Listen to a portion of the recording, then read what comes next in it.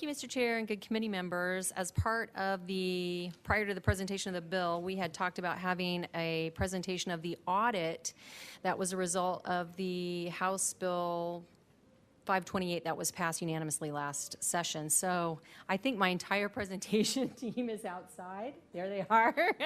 So I'd like to first introduce Matthew Gamete of the Crime Lab for Idaho State Police, and he's going to go through the audit information, answer any questions you have, and then we'll go through the bill. Okay, thank you. Mr. Gamete, do you want to come forward?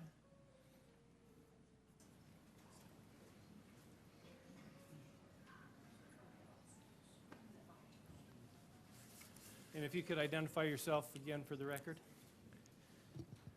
Thank you, Mr. Chairman. My name is Matthew Gamete. I'm the Laboratory System Director for the Idaho State Police Forensic Services Laboratories. And I've been invited here today by the Chairman to present to you on the sexual assault kit audit that we performed over the last year. The Idaho State Police has been very proactive on this issue for several years. In fact, our first request for law enforcement agencies to address this issue was in June of 2014. In September of 2014, we started to work with Idaho agencies to send kits to the FBI laboratory and also work these cases in the Idaho State Police Forensic Services Laboratory. Since September of 2014, the FBI laboratory has worked 246 previously unsubmitted sexual assault kits from Idaho, and our lab has worked approximately 336 kits. At that point, we had no statutory authority at the state lab to have anyone do anything. So we didn't have the ability to tell law enforcement that they needed to send these kits in. But Idaho Code 672919 became effective on July 1st of 2016, requiring that our laboratory provide a one-time report to the Idaho legislature of all untested sexual assault kit evidence existing in Idaho. This one-time report was due on or before the 28th of December of last month, and we completed that survey and reported that on the 21st of December of last month. We want to thank every law enforcement agency in Idaho for their attention to this issue. They've proactively engaged to solve this problem and by all indications are now complying with the new state statute for determining when and how these kits need to be submitted to us for testing. The data from each state agency or from each agency has been reviewed by the appropriate county prosecutor, and the prosecutorial review process will be maintained from this point forward. The three most frequently asked questions we got from law enforcement during the survey were, should we submit kits when the case is not being prosecuted? To which we answered yes.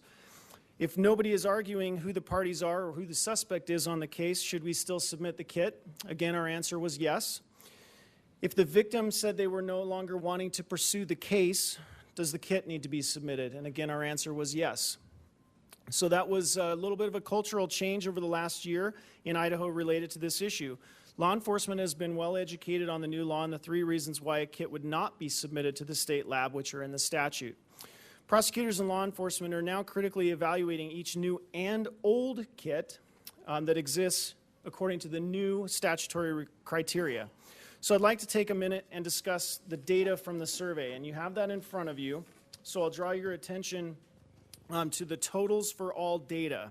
Now you do have in the back of the packet a breakdown by agency and by county, so you're able to look at those agencies in your areas of responsibility and jurisdiction, so you can see exactly what each agency reported to us.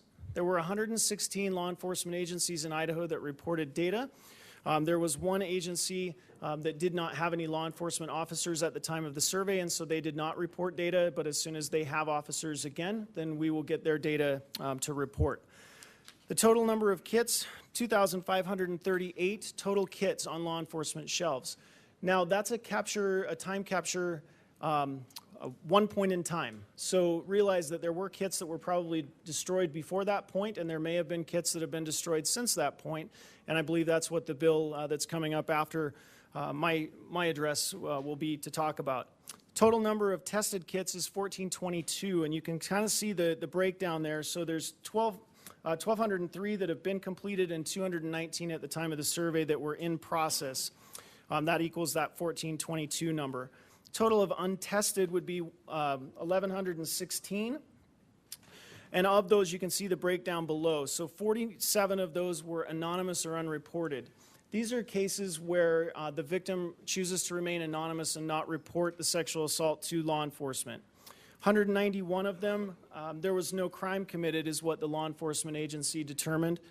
271, the law enforcement agency determined that they were no longer investigating it as a crime, and 66 where the victim expressly stated not to test the kit. Again, it wasn't anything to do with going forward with the case. That was the victim expressly saying, do not test my kit. 541 we identified that still needed to be tested. Now, it's critical to understand that the 541 kits were not necessarily forgotten cases. The majority of these cases are where the identity of the alleged perpetrator was not in doubt, where circumstances were not such for prosecution to go forward, or where the case circumstances did not suggest that the kit would be helpful to the investigation. So after new evaluation of these kits to the new state statute, these 541 kits will now come in to be worked.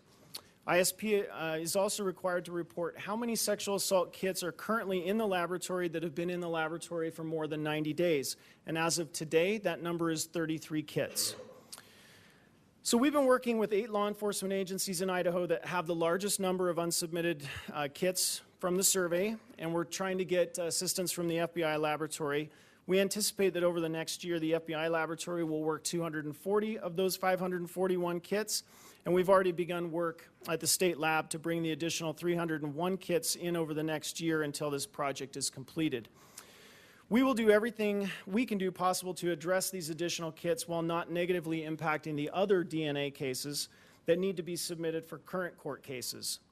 Improvements to the methods and additional staffing will help address this critical need, and we will continue to work with the governor and with all of you here in the Idaho legislature to evaluate appropriate staffing levels for the DNA laboratory. We appreciate the efforts of all the executive, judicial, and legislative branches of government in Idaho for their support of our laboratory. It makes a huge difference in what we can accomplish. ISP was also tasked with coming up with tracking software so we know exactly where every kit is in Idaho and what decisions have been made regarding the testing of each kit. So you'll see there the additional kit data table that you have. We purchased 512 kits last year with fiscal funding appropriated by this body.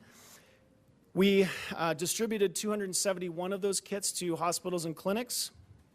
We also tested 126. And the number of sexual assault kits with analysis pending was 77 at this point. Now, I will tell you that the kit tracking software will give us a much better data. Some of this is coming from just not knowing. We don't know where some of those kits are going. We don't know if they're being destroyed because they're expired kits or what exactly is happening, but we will know now because the Idaho Sexual Assault Kit Tracking System has been completed and is live. So hospitals, clinics, law enforcement agencies, and prosecutors' office have been and are being trained on the web-based software. This software will allow us to track kits from distribution all the way through collection, testing, and retention by a law enforcement agency. We've also offered this software free of charge to any public agency in the country trying to accomplish this same task. We have many states and locations that are interested in this product because it's so well done and with a simple user interface. It was developed by our in-house programmers and in conjunction with victim advocates, law enforcement, hospitals, clinics, prosecutors, and other stakeholders. So I'd like to introduce you, hopefully they make it into the hearing room here, but I'd like to introduce you to our team that did this amazing work at Forensic Services and for ISP.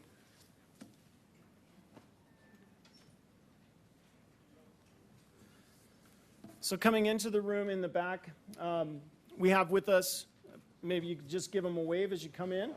So Bryce Roncase, who supervises the unit, Kurt Heinrichs, Lonnie Townsend, and Aaron Homines. They've done an amazing job, and I'd like to acknowledge their significant contribution to this work. Idaho was the first state in the country, to my knowledge, to go live with comprehensive kit tracking, and it's due in large part to these individuals' efforts. In addition, with us is Nicole Smith, and Nicole is the kit tracking system administrator and trainer, and she's done an amazing job helping me to compile this survey for you this year. So I'd like to thank you for your time today, and I would defer to you if you have any questions. Thank you, Mr. Gamete, and thank you to your team. That's great work there that you've accomplished, and we appreciate it. Any questions of Mr. Gamete? Representative McDonald. Thank you, Mr. Chairman. Sir, with regard to the results that you have on these tests, I assume that you're going to test and maintain those results until either the statute allows you to destroy it or whatever internal policy you have. Now, having that in mind, when you get this information, do you enter this information into databases? Mr. Gamete? Chairman Luker, Representative McDonald, absolutely. So all of this data that is eligible to go into the national database or into the state database will absolutely be entered into that database and will be retained there indefinitely. Okay, thank you. Thank you, Mr. Chairman. All right. Don't see any more questions. Thank you for your report. Thank you, Chairman. And we'll go ahead and have Representative Wintrow come up and finish presenting the bill, House Bill 146. Mr. Chair and good committee members, I really appreciate the hard work of the Idaho State Police and the forensics team. That's pretty impressive to be the first in the country. And they demonstrated the kit tracking software. I think it was December I went to a meeting. I was really impressed.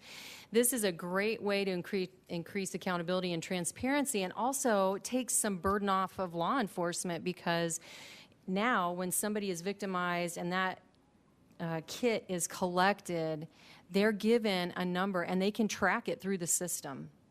So it reduces law enforcement having to keep tabs on people, and they can actually track it, which increases empowerment of their own case as well. So it's pretty impressive, and we have a lot to be proud of in our crime lab. And again, kudos to Matthew Gamete. He's known nationally.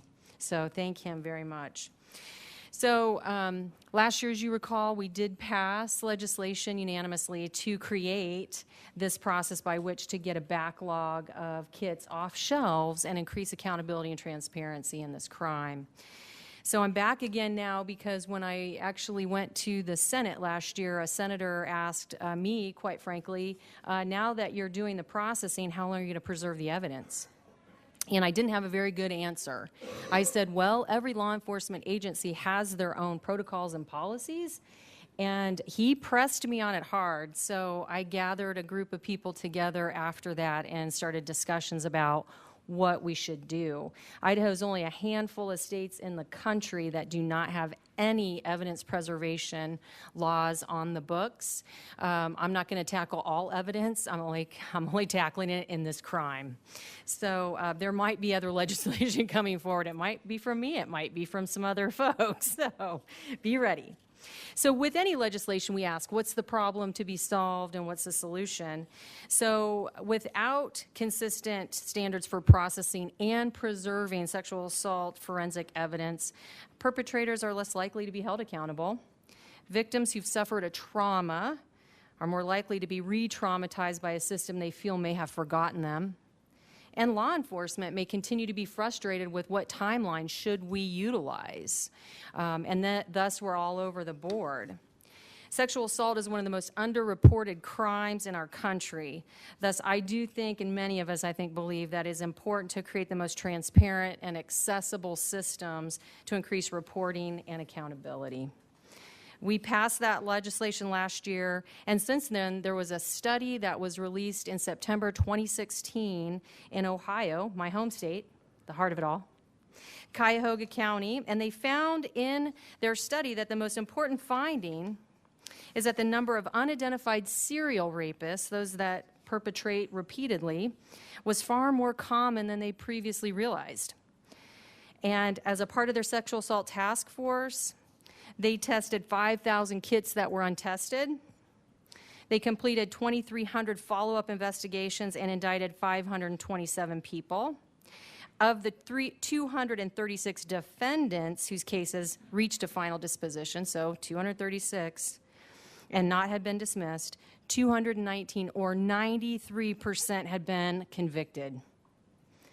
And most of those convictions came from 20-plus year cases.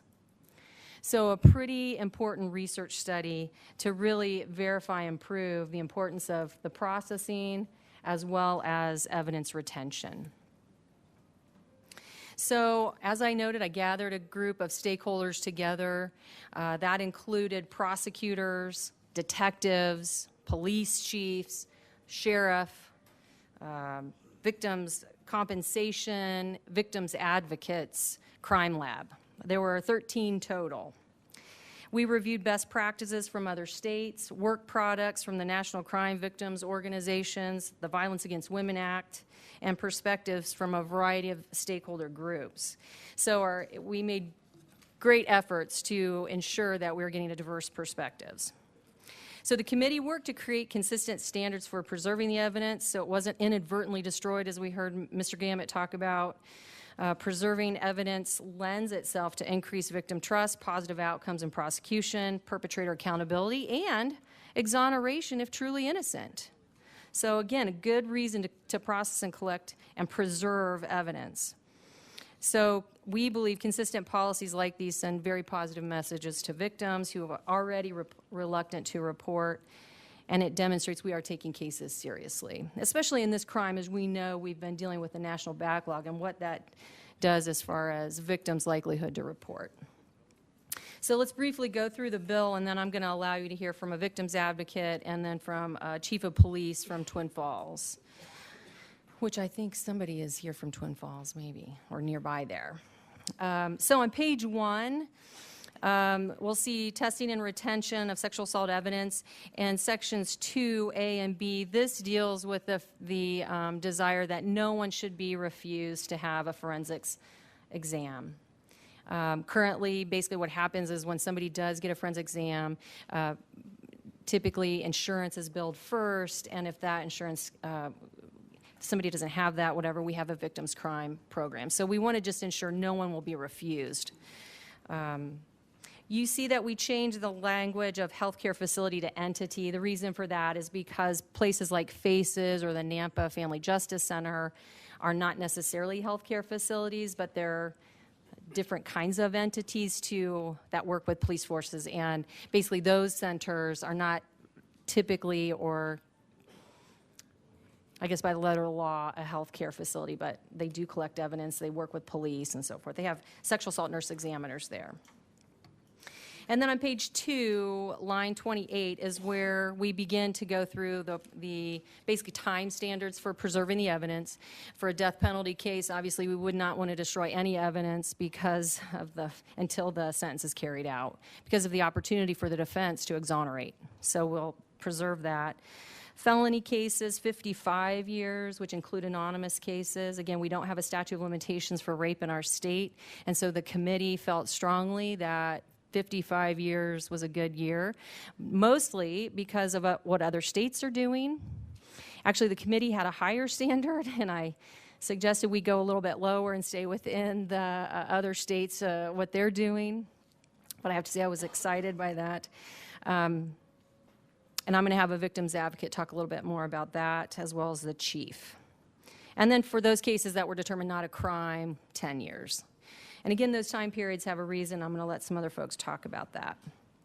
Section 7 deals with notification when evidence is going to be destroyed. And you'll notice there, to take burden off of law enforcement, it says when the victim's contact information is known, as well as they give written notification that they want to be notified, then the following will occur.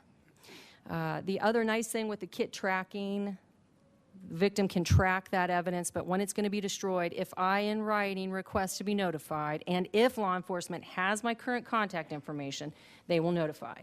It says if. So if it's 50 years later and law enforcement does not have the contact information, that's correct. They've made good effort. They've made good effort. It's okay. And then finally, on page 4, you'll see a change. The definition of notify includes updates to the website, does not release the written notification of the destruction, but notifying of changes in the disposition of the case. And then we did cross out in the original legislation the county prosecutor having to make written notification, because we realized the county prosecutors really don't hold the evidence. It's law enforcement. So they're the ones, if they destroyed it, probably would consult with their county prosecutor, but I didn't feel we needed to legislate that. And with that, do you have any questions on that? Or I'll go ahead and introduce Jennifer Landice, who's going to talk a little bit from a victim's advocate perspective about why she thinks the bill is so important. Let's see if there's any questions on the bill first. Any? Don't see any. So who else did you have up then? We'll have Jennifer and then Chief Kingsbury. Okay, is this Jennifer Landis? Yes, sir. Okay, so I've got you signed up here anyway. Thank you. If you could introduce yourself, please. Absolutely. Mr. Chair and members of the committee, my name is Jennifer Landis. I'm the Director of Social Change at the Idaho Coalition Against Sexual and Domestic Violence. We are the statewide coalition comprised of 24 member programs across the state of Idaho who provide the direct services to victims of domestic violence and sexual assault. I want to extend some kudos to Representative Wintrow. If there were members and players of the criminal justice system involved in sexual assault cases, they were part of this committee. She really did her due diligence about bringing everybody together and checking, lots of time spent ironing some of these things out. The things that I want to bring up to all of you are some of the timeframes that were established. I know there was some discussion in our committee about what does this look like, what are the reasons for some of these timeframes. One of the things that I really feel is important about this particular bill is that it acknowledges the trauma that a victim of sexual assault goes through. And it acknowledges that if an anonymous report is made, which is a right of a victim of sexual assault here in the state of Idaho, that they may have that kit collected, but not necessarily submitted for testing, and then may at some later point in time decide that they want to come forward with that. Representative Wintrow gave a really good explanation for that, in that we see that sexual assault offenders have a tendency to sexually offend over and over and over again. And so what happens in some instances is someone down the road will make a report about a sexual assault, it will get investigated, somebody will be charged, and then other victims decide that they want to come forward. Well, in cases where their kit had been collected but not necessarily submitted for testing, it wouldn't be an option for them to go back and say, well, I would like my kit examined too because this also happened to me by this person. My mantra in the 20 years that I've been doing sexual assault work is I never want victims to luck into a good response. I want that consistency across the system so that if a victim is sexually assaulted in Canyon County, they're afforded the same rights and responsibilities and attention to their case as somebody in Ada County. And so one of the things that this really does is look at across system-wide with our law enforcement. What was happening is law enforcement offices were making decisions based on how much evidence they had, when they felt this was going to end, what kits were likely to be kept, what kits shouldn't be kept, and it was very inconsistent across the board. So setting up this time frame allows for that consistency and allows for those victims who are experiencing sexual assault to get the justice that they so rightly deserve. So in particular, the time frame that was set up for anonymous kits, as well as the 55 years, which to help you with a little bit of understanding about how we came to that, why did we come up with 55, we came to the conclusion that we know that most sexual assaults happen between the ages of 11 and 17. So we were trying to keep into account if we had a 16-year-old victim, what's the reasonable time frame that they would, life expectancy, still be alive and want to have their case brought forward. So if that provides a little bit of background for that particular case. So I know that Chief Kingsbury is going to have a lot more information for you, so I'll wrap up my comments, but I would stand for questions if anyone has them. Representative McDonald. Thank you, Mr. Chairman. Good afternoon. Thank you. Could you tell me what the current data is on the amount of victims that don't report sexual assaults and the ratio to the ones that do? Mr. Chair. What is that number? Absolutely. So studies will vary about the rate of reporting, but we know that the consistent number is about 30%. So out of 100 victims that are sexually assaulted, only 30% actually report to law enforcement. And they do that for a bunch of reasons, mostly because they fear that they're not going to be believed not only by society, but by the criminal justice system. Follow up, Mr. Chairman. Thank you. Of that number, and you might not have this, but of that number, how many of those crimes are committed by family members? By family members? Yes. Landis? Could I ask a clarifying question, please, Mr. Chair? What? By family members, do you also mean like intimate partners? No. No. So family members, they say as far as family members, it's about, so if you have 100 cases, they estimate between like 12 and 15%. Thank you, Mr. Chairman. Thank you. Okay, thank you. I don't see any other questions. Thank you, Mr. Chair. And next up was, who was it? Who'd you have, Representative Wintrow? Okay. If you could identify yourself, please. Yes, sir, Chairman, members of the committee. My name is Craig Kingsbury. I'm the Chief of Police in Twin Falls, just down the road here.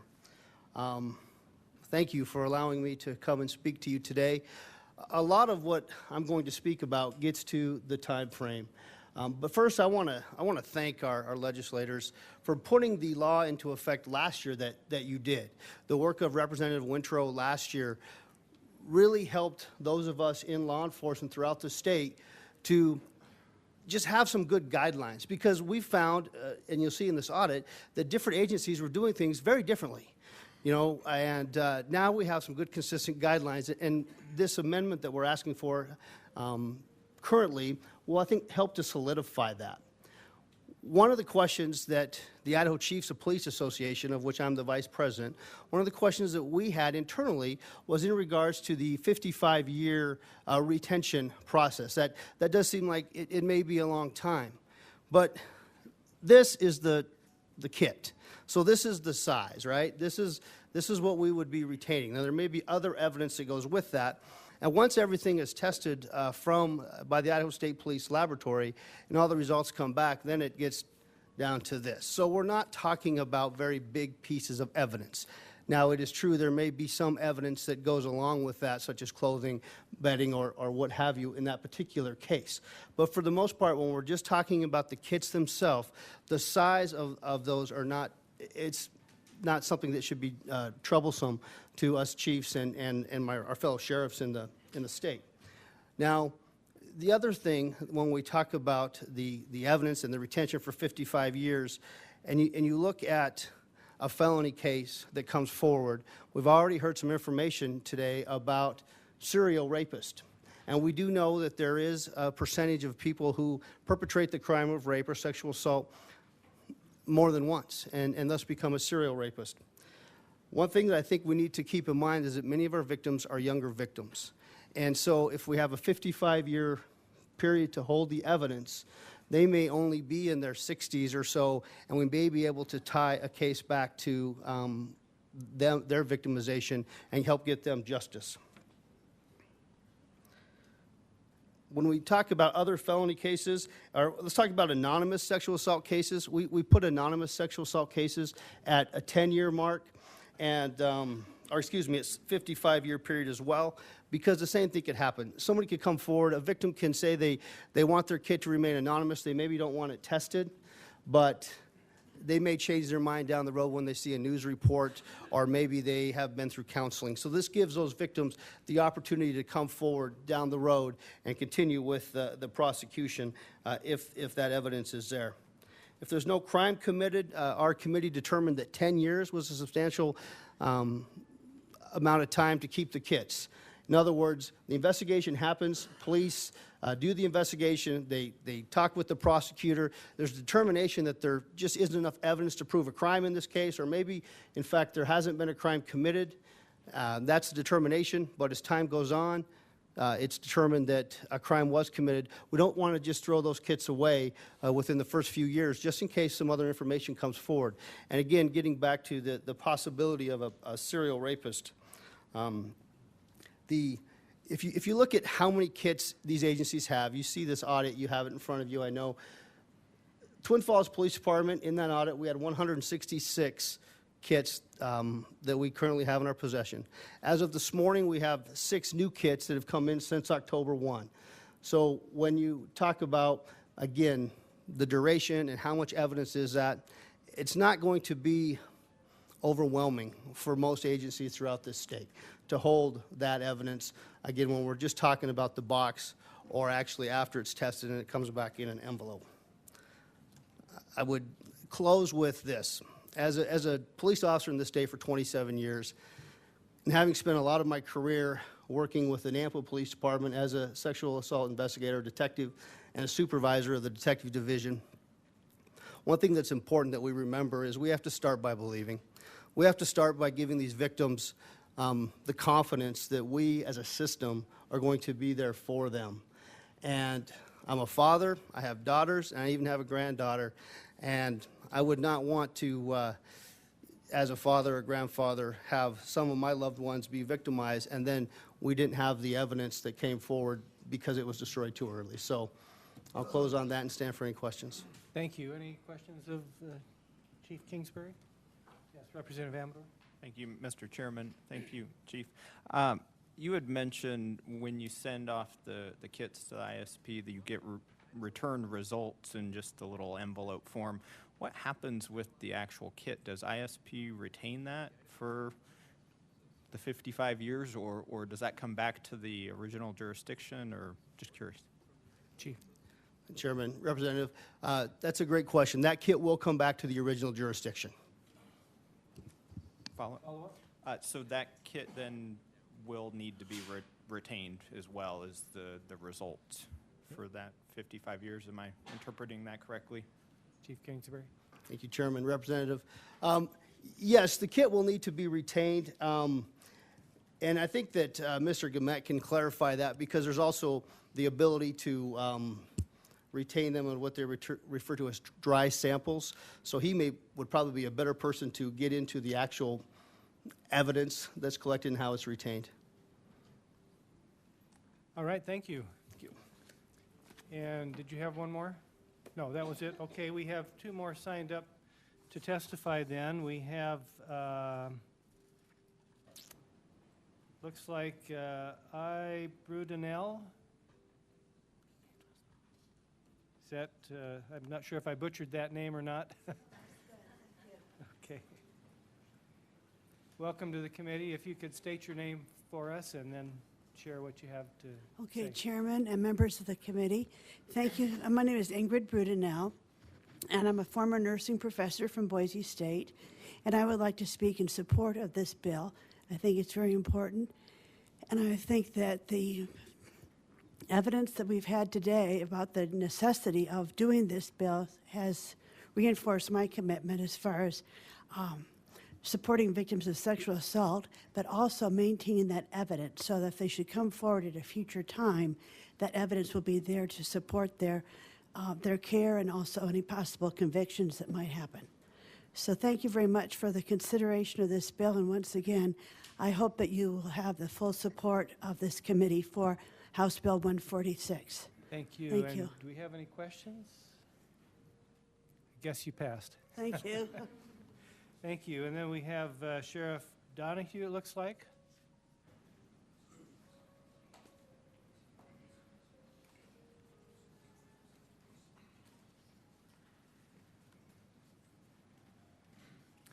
Welcome. If you could state your name for the record. Thank you, Mr. Chairman. Sheriff Kieran Donahue, Canyon County. Members of the committee, mine's very brief.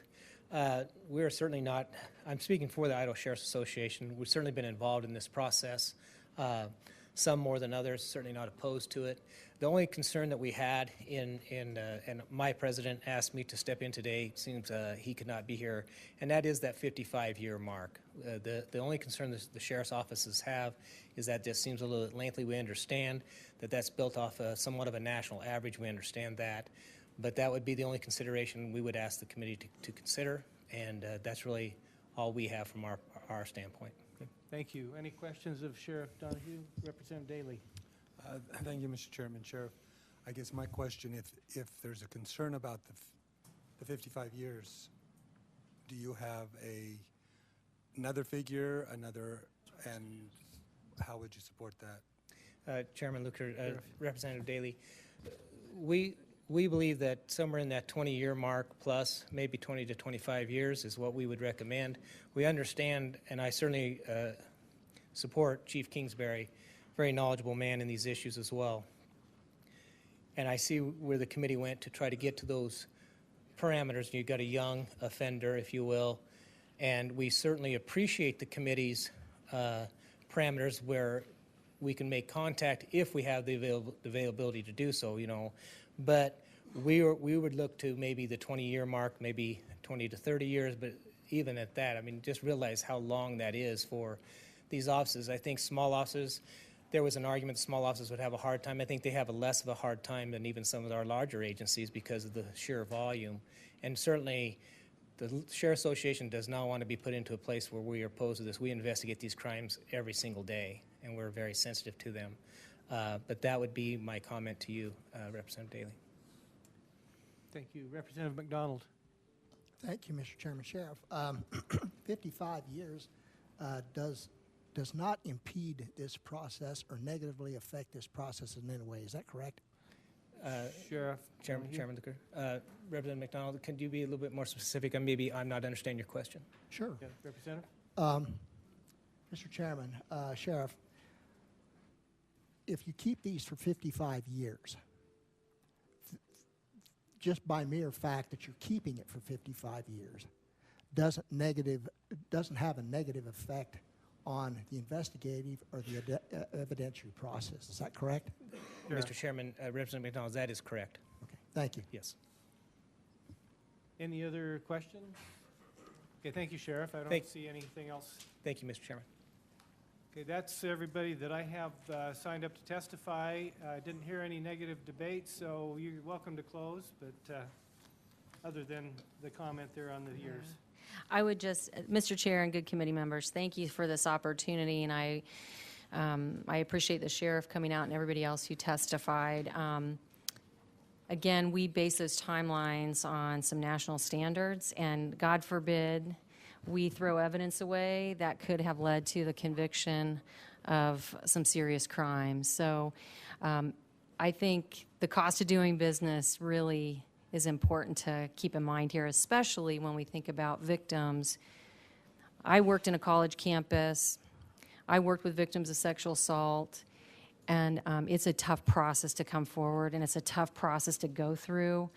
I served as an advocate to help students through conduct, police, and so forth. It's intimidating, no matter how supportive and kind the officer is. So anything I think we can do to create a more accessible and transparent system, we should do it.